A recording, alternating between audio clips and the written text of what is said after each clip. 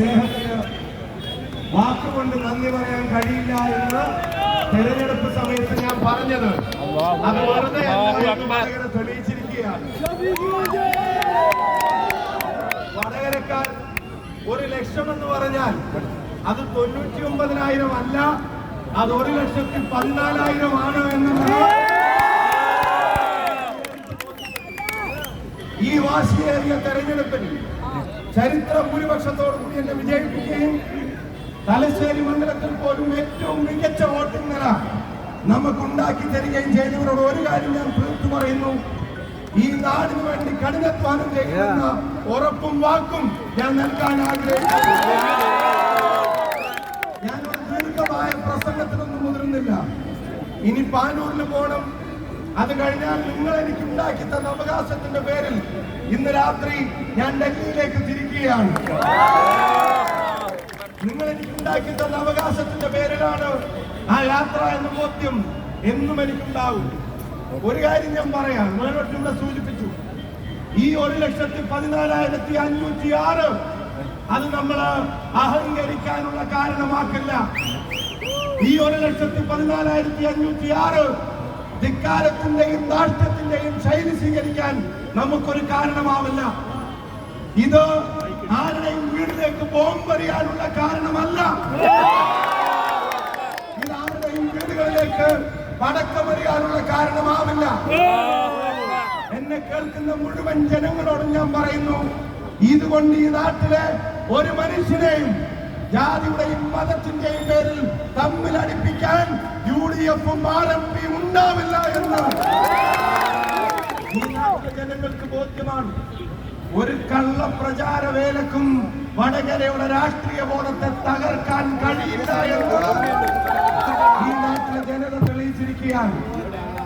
ഒരു വ്യാജ സ്ക്രീൻഷോട്ടിനും ഈ നാടിന്റെ സമാധാനത്തെ കെടുത്താൻ കഴിയില്ല എന്ന് ഈ ജനത തെളിയിച്ചിരിക്കുകയാണ്. ഇത് ഷാഫി പറമ്പിലിന്റെ വിജയമല്ല, ഇത് വടകരയുടെ രാഷ്ട്രീയ ബോധത്തിന്റെ വിജയമാണ്. ഈ തെരഞ്ഞെടുപ്പ് നയിച്ചത് ഞാനല്ല, ഈ തെരഞ്ഞെടുപ്പ് നയിച്ചത് ഇവിടുത്തെ ബഹുമാന്യരായ നേതാക്കന്മാരുമല്ല, ഈ തെരഞ്ഞെടുപ്പ് നയിച്ചത് ഈ നാട്ടിലെ ജനങ്ങളാണ്. നിങ്ങള് കടല് പോലെ ഇങ്ങനെ കൂട്ടം കൂടി ഈ തെരഞ്ഞെടുപ്പിന്റെ എല്ലാ ഘട്ടങ്ങളിലും നിങ്ങൾ മുന്നോട്ട് വന്നു. നിങ്ങൾ ഈ തെരഞ്ഞെടുപ്പിന്റെ പ്രവർത്തനങ്ങളിൽ കഠിനാധ്വാനം ചെയ്തു.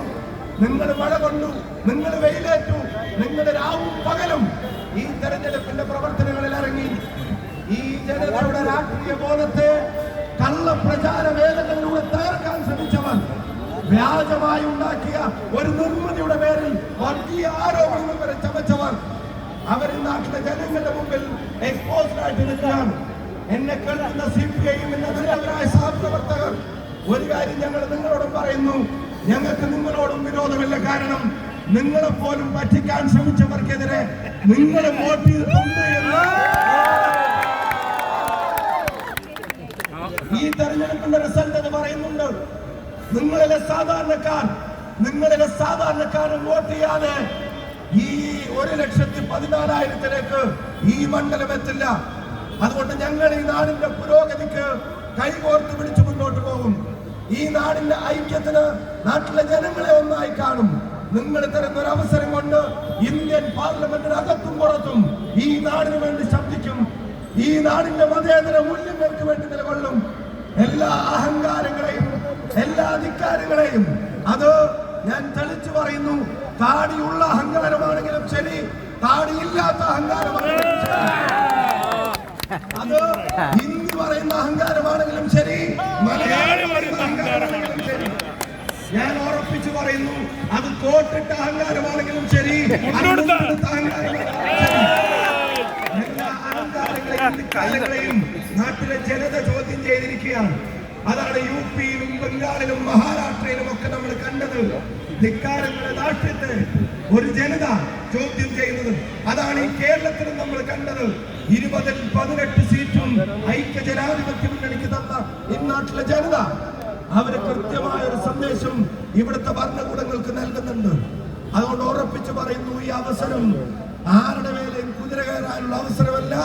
കൂടുതൽ വിനയത്തോടെ, കൂടുതൽ ഉത്തരവാദിത്തത്തോടെ